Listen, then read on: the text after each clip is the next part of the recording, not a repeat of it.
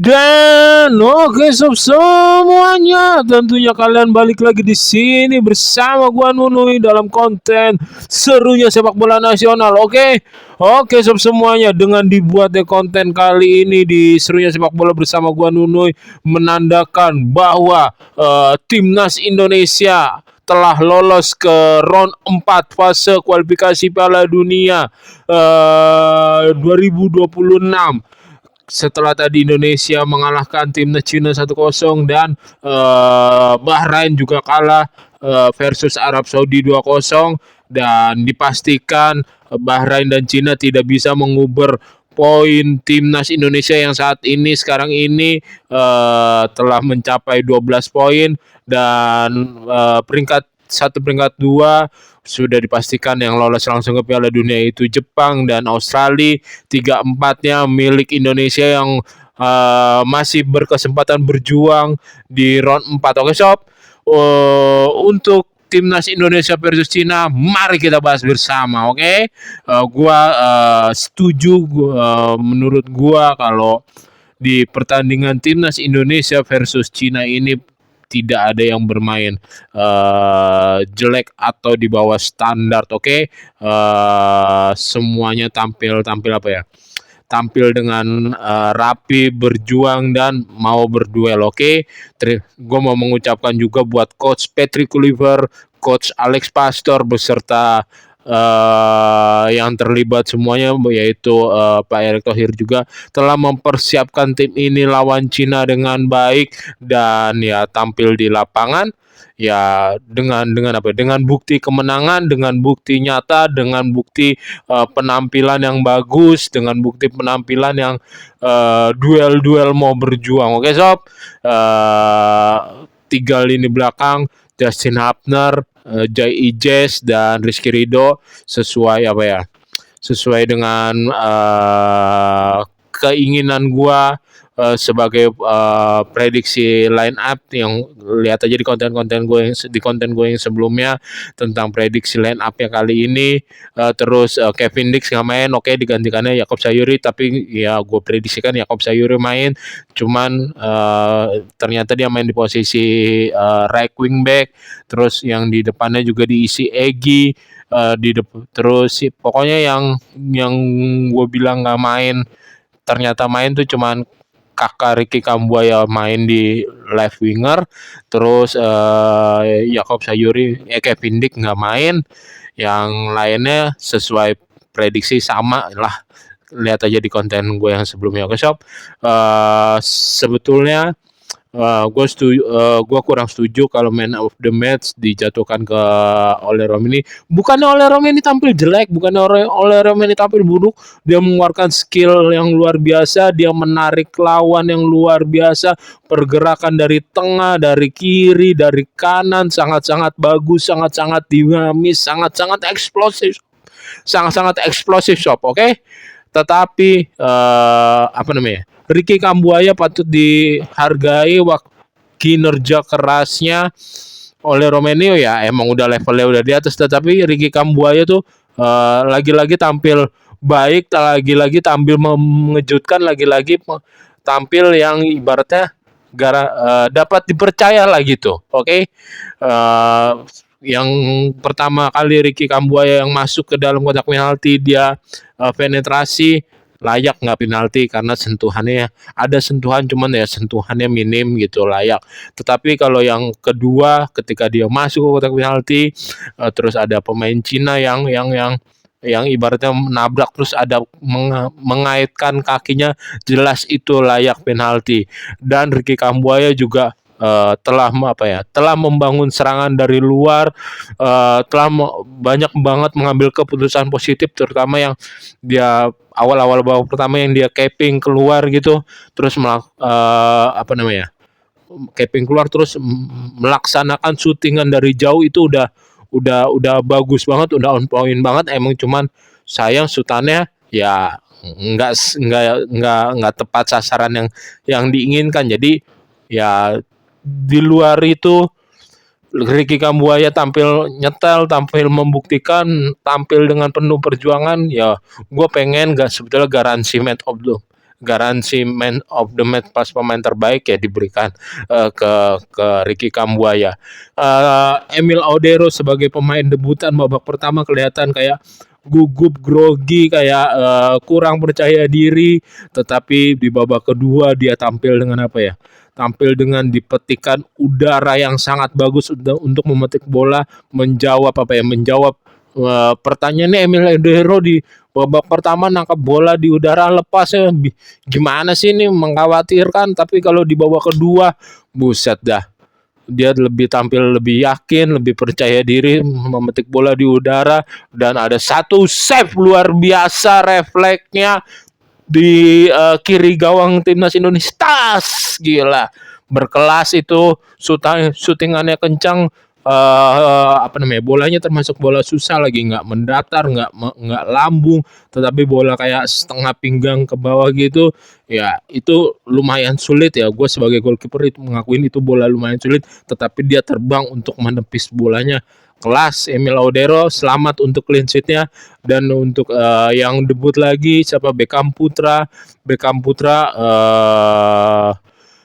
Ada pergerakan yang sangat-sangat very positif ketika dia mendapat bola, dia kontrol, terus dia keluarkan bola tersebut,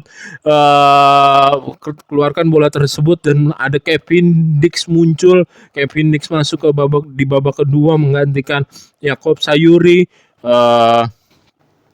Di bolanya dipassing oleh Beckham. Sebetulnya di pas terakhir pertandingan, kalau gue baca apa ya, menduga-duga yang ketika Bang Jai memberi arahan kepada Beckham, kenapa mungkin gak di syuting aja. Beckham mempunyai dua pilihan, antara mengoper ke Kevin Dix atau melakukan syutingan langsung. Dan ya penampilan Beckham juga sebagai debutan di 15 menit terakhir sangat ya bagus, sob, nggak mengecewakan, benar-benar positif, benar-benar bagus.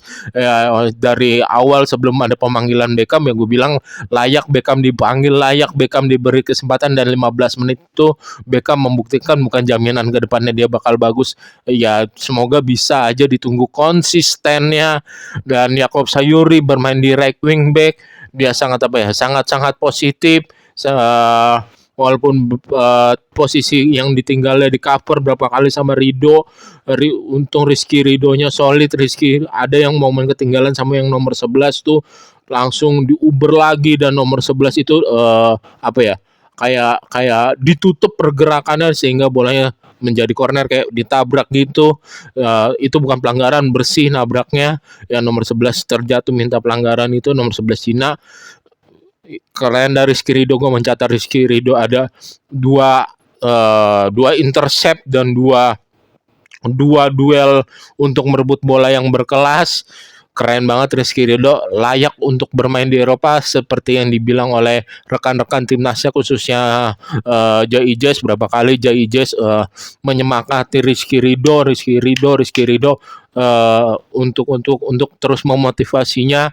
Terus Jakob Sayuri, ada tackling krusial dari Jakob Sayuri di babak kedua sebelum dia digantikan tuh.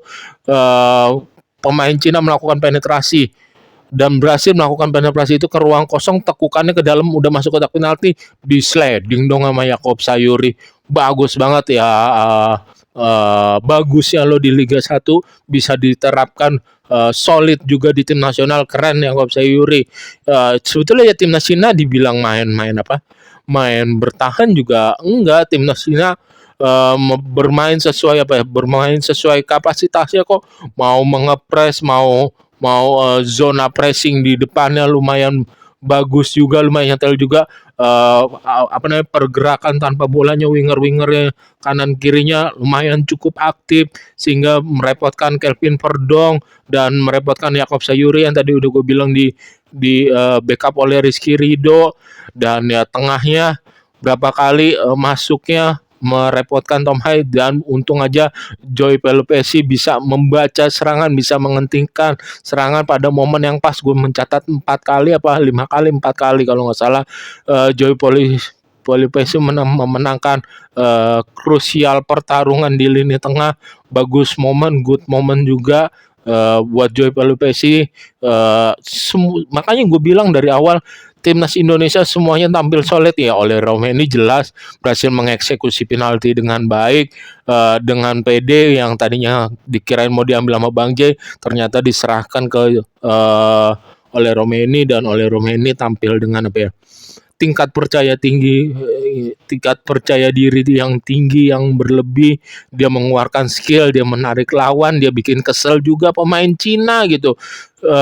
Terus Stefano Lillibali ada ya, ketika oleh Romeni minta bola ke kanan, ada tuh satu dia kan diturunkan di 10 menit terakhir lah, 9 menit terakhir, apa Lillibali apa pokoknya mau masuk ke akhir-akhir babak kedua.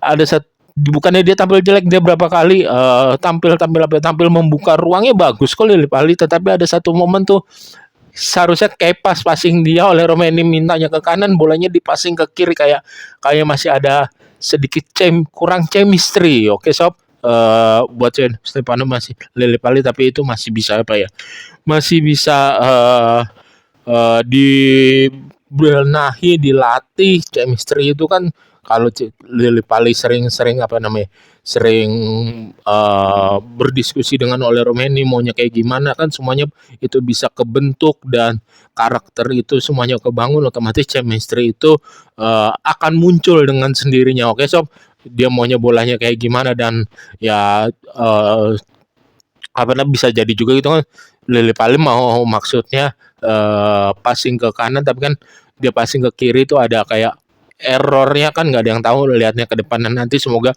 chemistry-nya bisa makin solid lagi. Oke. Terus Verdong di babak kedua tampil so-so ya, biasa aja lah, sebetulnya tidak mengecewakan, tidak jelek juga, tetapi babak kedua kayak terlahir Verdong yang apa ya, Verdong yang luar biasa lagi, ketika melewati lawan yang nyaris untuk lawannya itu handsball, tapi dinilai itu pergerakan murni, pure pergerakan, sehingga tangannya bisa dibilang tidak aktif lah.